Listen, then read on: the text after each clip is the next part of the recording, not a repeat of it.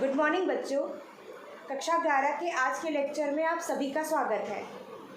आज जिस टॉपिक को हम करेंगे वो है प्रक्षेप्य गति से संबंधित। इससे पहले हमने प्रक्षेप्य गति के बारे में सिद्ध किया था कि जो पथ वो लेता है वो परवलयाकार होता है, पैराबोलिक होता है। आज हम किसी भी प्रक्षेप्य में उसका समय, उड्डयन काल जिसे कहते हैं, उसका अधिकतम महत्तम उसकी ऊंचाई तथा उसका परास ज्ञात करेंगे। तो चलिए शुरू करते हैं। ये मैंने प्रक्षेप्य को बनाया है। एक प्रक्षेप्य को u वेग के साथ छोड़ा जा रहा है। u वेग से छोड़ने पर जो है इसका क्षैतिज घटक ux कितना होगा? u cos theta not. अभी थीटा नॉट क्या है? जो प्रक्षेप्य जो है वो जो कोण बना रहा है आपका क्षैतिज के साथ वो है थीटा नॉट।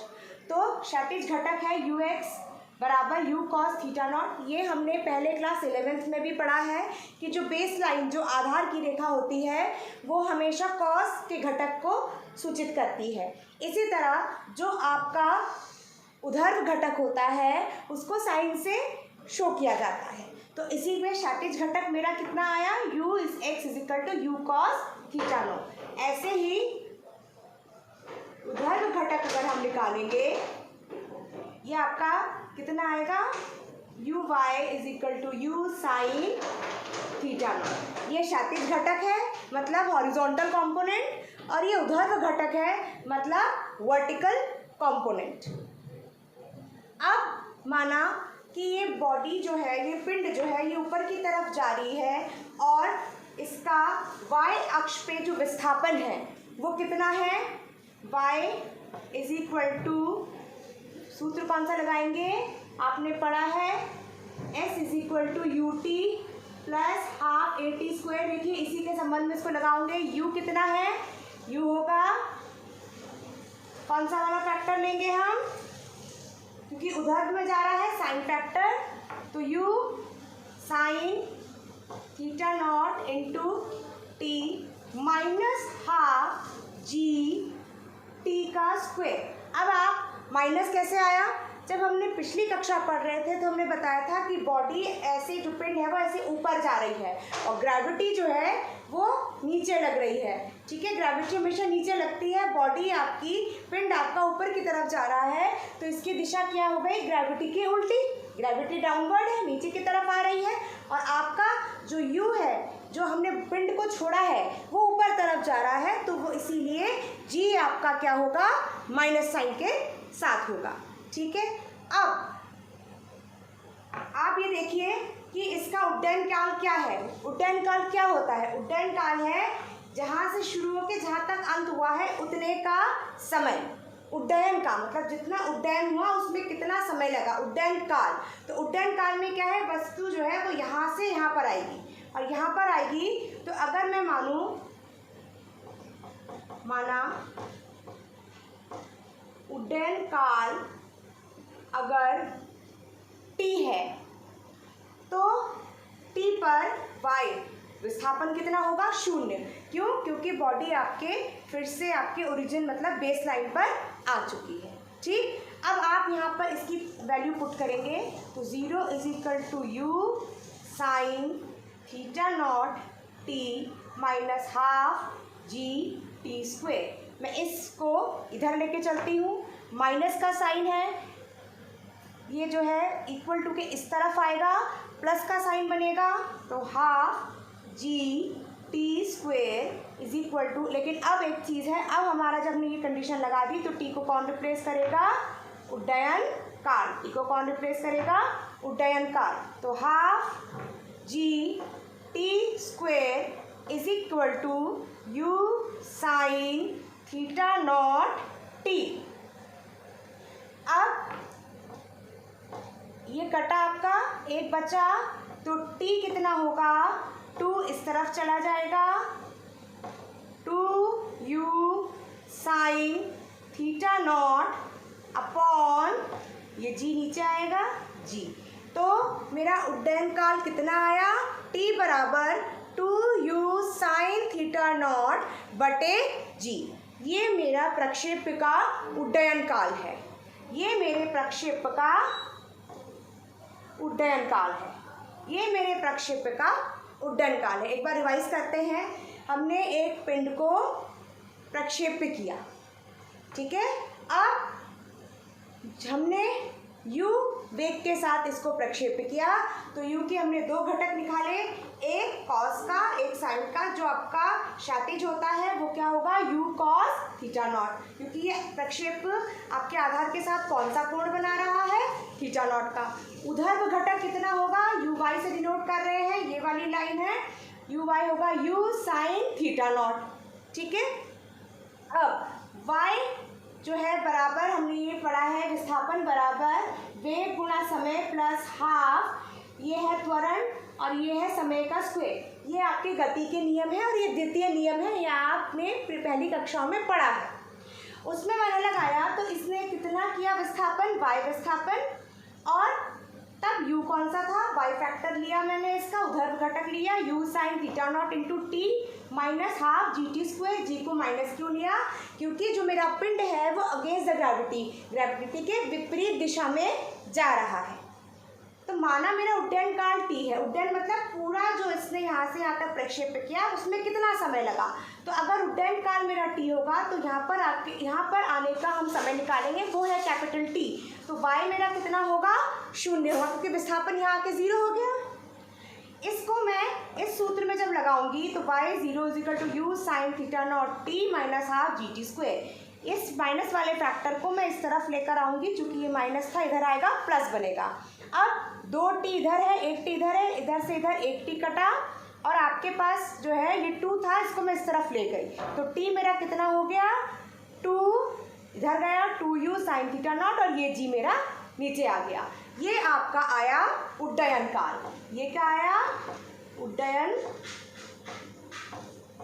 काल, प्रक्षेप्य का उड्डयन काल, ठीक है बच्चों। अब हम सेकंड जो निकालेंगे वो है प्रक्षेप्य की महत्तम ऊंचाई।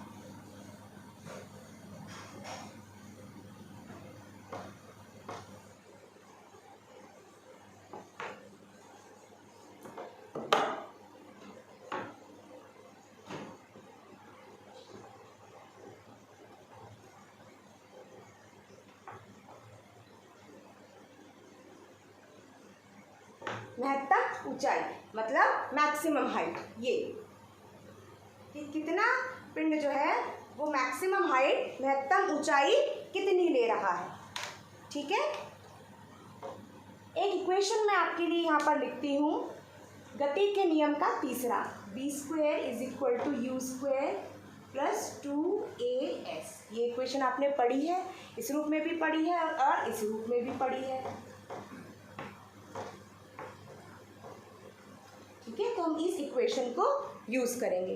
तो फाइनल जो है उसको अगर मैं vy मानूँ तो ये क्या होगा, y घटक ये होगा u, क्या फैक्टर होगा, u साइन थीटा नॉट का स्क्वायर, फिर से माइनस आएगा क्योंकि 2g, और अब हम लेंगे h हाइट।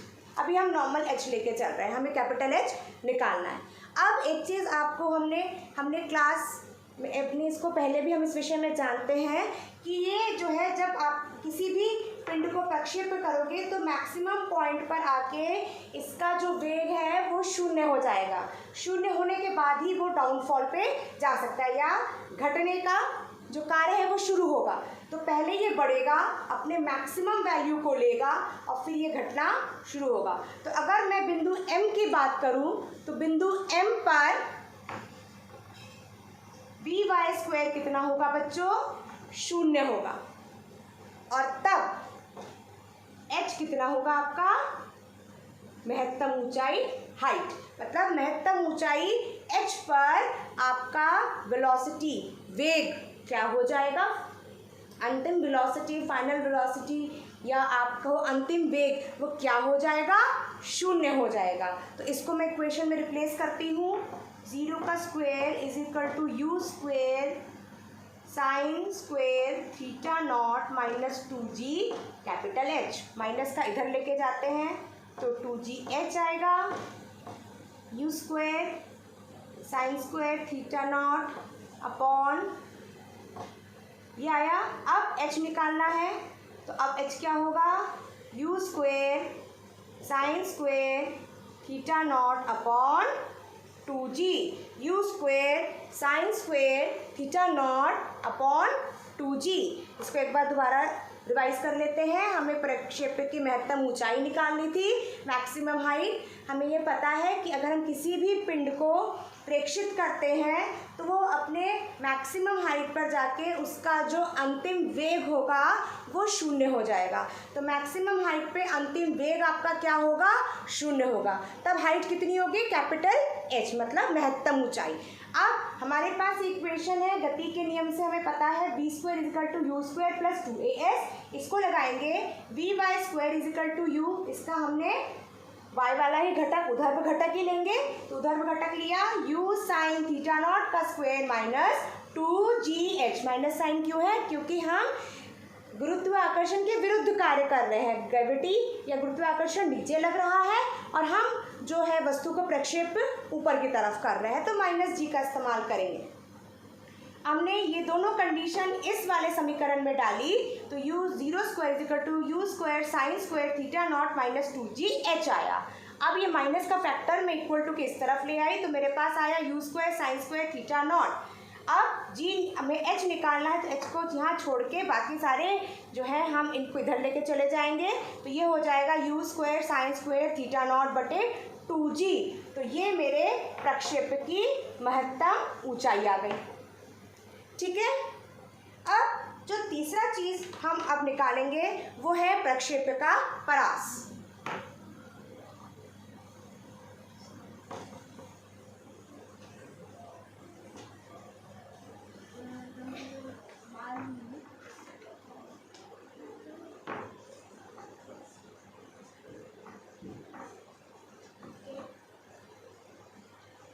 परास क्या होता है, सबसे पहले हम इसको जानते हैं।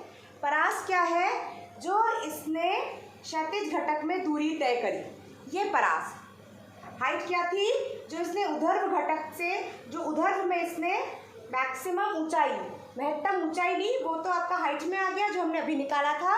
और आपका जो प्रक्षेपक का परास क्या है, जो क्षैतिज घटक में इसने अधिकतम जो है दूरी तय की है वो है आपका प्रक्षेपक का परास। अब इसका हम निकालेंगे। प्रक्षेपक का परास क्या होगा, r। दूरी का सूत्र क्या होता है, दूरी होता है वेग गुणा समय। ठीक है, वेग कितना है देखिए इधर है ना, तो ये क्या है इसका वेग ux किसके बराबर है, u cos थीटा नॉट। तो ये हो जाएगा u cos थीटा नॉट। और समय देखिए यहाँ पर इसे पूरा समय लग रहा है, मतलब हम कौन सा समय लेंगे यहाँ पर, उड्डयन काल। तो उड्डयन काल मेरा कितना आया था, 2u साइन थीटा बटे कितना g। अब इनको एक साथ करें, u स्क्वायर और 2, मैं इसको लिखते वक्त साइन को पहले लिखती हूँ और फिर कॉस को लिखते हैं, sine theta naught cos theta naught बटे g। अब त्रिकोणमिति में एक सूत्र होता है, sine 2a is equal to 2 sine a cos a। तो अगर हम देखें तो ये उसी के समक्ष का समीकरण है। तो इस पूरे की जगह मैं क्या लिख सकती हूँ, साइन 2a मतलब साइन 2 थीटा नॉट लिख सकती हूँ। तो यहाँ पर मैं क्या करूँगी, you square sign 2 theta naught बटे g। तो मेरा परास कितना आया बच्चों, मेरा परास है you square sign 2 theta naught बटे g। यहाँ तक क्लियर हो गया।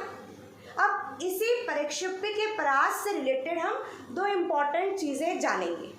चलिए करते हैं। पहला हम निकालेंगे अधिकतम क्षैतिज परास के लिए कोण क्या होना चाहिए। ठीक है, तो अधिकतम मतलब कि अधिकतम क्षैतिज परास कितना होगा। ठीक, तो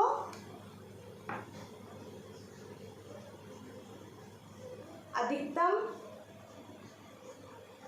क्षैतिज परास के लिए क्या होना चाहिए, साइन 2 थीटा नॉट 90 डिग्री के बराबर। क्यों? क्योंकि हमें पता है कि साइन की वैल्यू -1 से +1 जाती है, उसकी अधिकतम वैल्यू, उसकी मैक्सिमम वैल्यू +1 होती है। तो अगर मैक्सिमम हमें चाहिए तो ये 90 का कोण बनेगा, तभी आपका मैक्सिमम आपको जो है वैल्यू साइन की मिलेगी। तो 90 पे ही ये +1 होता है। कितनी हो रही है? साइन 90 होना चाहिए।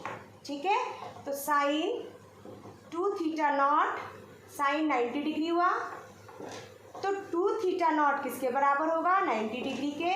तो थीटा नॉट कितना होगा? 90 डिग्री बटे 2 मतलब 45 डिग्री। इसका मतलब अगर आप किसी भी पिंड को 45 के कोण पे अगर आप फेंकेंगे तो वो अधिकतम परास कवर करेगा। अब ये आप बताइए ये कहाँ पर यूज़ हो सकता है? इसका यूज़ हमारे खिलाड़ी करते हैं। कैसे? जैसे शॉटपट फेंकना है, जैसे जैवलिन थ्रो करनी है, तो वो इसी चीज़ की प्रैक्टिस करते हैं कि किस तरह से प्रक्षेप्य का कोण वो 45 डिग्री तक ले आए ताकि वो अधिकतम परास ले सके, मैक्सिमम जो है वो आपका हॉरिजॉन्टल डिस्प्लेसमेंट ले सके, तो उसी से उनके जीतने की संभावनाएं बढ़ेंगी।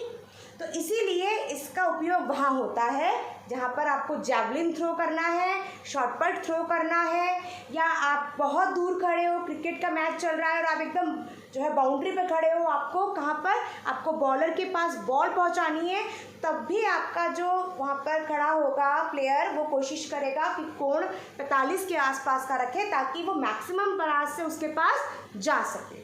तो इसका उपयोग आपके खिलाड़ी बहुत अच्छे से करना जानते हैं।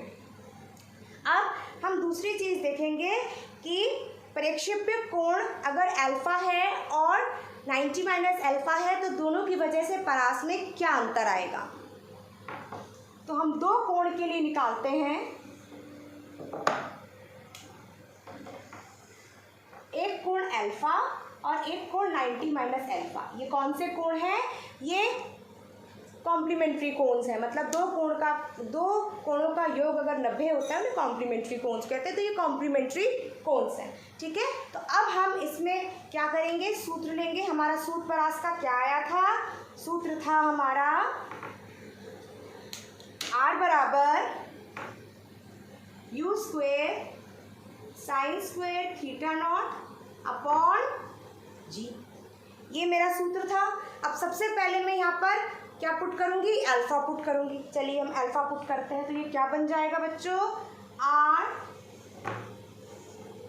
R is equal to you square sine square alpha बटे जी।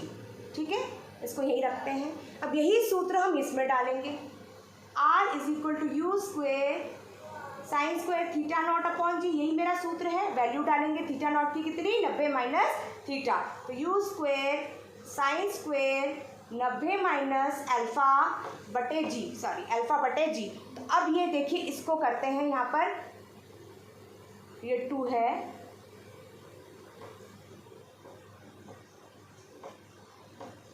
अब देखिए इसको मैं यहाँ सॉल्व करती हूँ बच्चों। साइन 2 90 माइनस अल्फ़ा, ठीक है, साइन इसको अंदर ले लीजिए 180 माइनस 2 अल्फ़ा। ठीक, अब क्वाड्रेंट सिस्टम पे चलते हैं, ट्रिग्नोमेट्री के फर्स्ट सेकेंड थर्ड फोर्थ। ठीक है, इसमें सभी पॉजिटिव होते हैं। इसमें साइन और कोसेक पॉजिटिव होता है, इसमें टैन पॉजिटिव होता है और कॉट पॉजिटिव होता है, और इसमें कॉस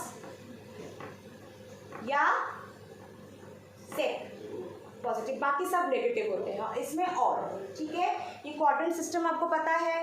ये आपका 90 का कोण, ये आपका 180, यहाँ से यहाँ तक, ठीक है। और यहाँ से अगर मैं यहाँ तक देखूँ तो 270, और अगर पूरा मैं घूम जाऊँ तो 360, ये भी आपको पता है। अब देखिए ये कौन से क्वाड्रेंट में पड़ रहा है, 180 माइनस 2 अल्फा, मतलब ये कौन से क्वाड्रेंट में है, ये सेकंड क्वाड्रेंट में है। 180 की ये लाइन है, उससे कुछ कम जो भी है लेकिन कम, तो 180 माइनस अल्फा क्वाड्रेंट कौन सा है, सेकंड क्वाड्रेंट। सेकंड क्वाड्रेंट में साइन क्या होता है, प्लस होता है, ठीक है। तो ये तो हो जाएगा साइन 2 अल्फा। दूसरी चीज़ 180 है, 180 क्या है, 9 किसका इवन मल्टीपल है, 90 का, 90 का इंटू 2, एक का होता है आपका 180, ठीक है। तो इवन मल्टीपल जब आपके होते हैं, सम गुणा कर रहे हैं जिस भी अंक से, अगर वो सम होता है तो साइन का साइन रहता है, कॉस का कॉस रहता है, टेन का मतलब चेंज नहीं होता। तो इसमें भी ये साइन का क्या रह जाएगा, साइन ही। तो ये सॉल्व करके क्या आएगा, साइन 2 अल्फा। तो ये क्या हो जाएगा मेरा, आर बराबर यू स्क्वेयर साइन 2 अल्फा बटे जी। अब आपको क्या दिख रहा है, दोनों ही कंडीशन में सूत्र एक जैसे हैं, मतलब अगर आप अल्फा से डालें या 90 माइनस अल्फा से डालें, आपको जो परास है वो एक जैसा मिलेगा। जैसे अगर मैं 30 के कोण से डालूं और 90 माइनस 30 70 डिग्री के से कोण से डालूं, तो इसमें जो परास आएगा वही परास मेरा इसमें होगा, इसमें जो परास आएगा वही परास मेरा इसमें होगा, ठीक है, समझ में आया। तो आज हमने प्रक्षेप्य से रिलेटेड 3 चीज़ें पढ़ी। प्रक्षेप्य का उड्डयन काल निकाला, प्रक्षेप्य का महत्तम ऊंचाई निकाली और प्रक्षेप्य का परास निकाला। और परास से संबंधित 2 इम्पॉर्टेंट चीज़ें पढ़ी। पहली, अगर हम 45 के कोण पे किसी भी प्रक्षेप्य को फेंकते हैं तो वो अपने अधिकतम परास लेता है। और दूसरी, अगर मैं किसी एक कोण से प्रक्षेप्य करूं और उसी के कॉम्प्लीमेंट्री कोण से भी प्रक्षेप्य करूं, तो दोनों सूरतों में मेरा आंसर वही, मेरा परास वही आएगा। इससे संबंधित असाइनमेंट ग्रुप में अपलोड कर दिया जाएगा, आप लोग कार्य पूरा कर लीजिएगा। और कोई भी अगर आपको दिक्कत आती है तो ग्रुप में या फ़ोन करके पूछ सकते हैं। धन्यवाद।